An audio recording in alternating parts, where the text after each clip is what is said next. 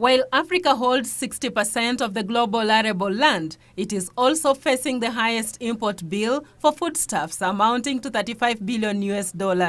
Now, the African Union wants governments to put measures in place to reverse this trend. We are still importing food in Africa.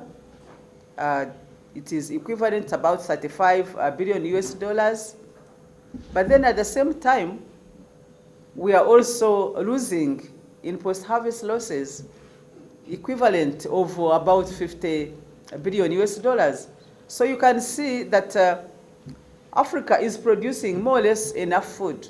Speaking at the two-day Second Africa Ecosystem-Based Adaptation for Food Security Conference in Nairobi, Commissioner Rhoda Tumusiime said climate change is posing the greatest challenge to agricultural productivity.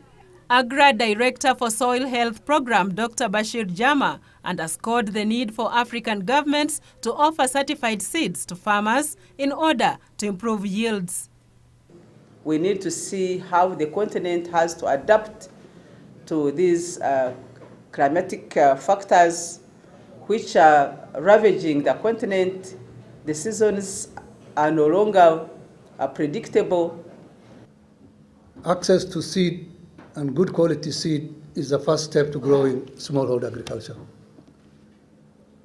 And seed that in many ways can be bred to become drought tolerant.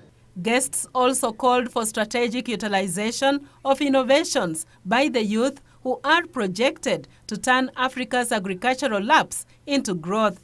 Future next 10 millionaires and maybe multimillionaires in Africa will come from the youth who will be involved in agriculture and agriculture processing. There has to be that pull, continuous pull of these outputs so that farmers get the most out of their investments. The conference had that even though the use of fertilizer could increase yields, it could be a non-tariff barrier to entry into the niche market. The use of inorganic fertilizers, and it's that posing a problem in gap requirements in Europe and elsewhere. Those are niche markets. Biological or environmentally approved, sometimes referred to as organic. I am not a proponent of that nomenclature. When I try to export horticulture products from Africa and send them to the premium, so-called premium markets in Europe, there is a non-trade barrier that is out there called certification.